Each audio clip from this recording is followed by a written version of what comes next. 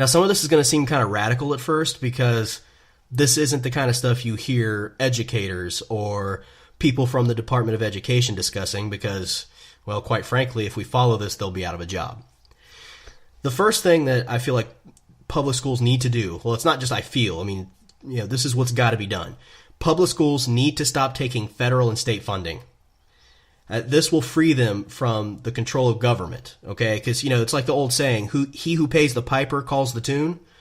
That's the way it is with education. Since the government funds it, they make it clear that they have to say in what kind of materials are used in curriculum and what kind of things are taught to the students. And that's because they pay the bills. They fund the school buildings. They fund the curriculum. They fund the teachers.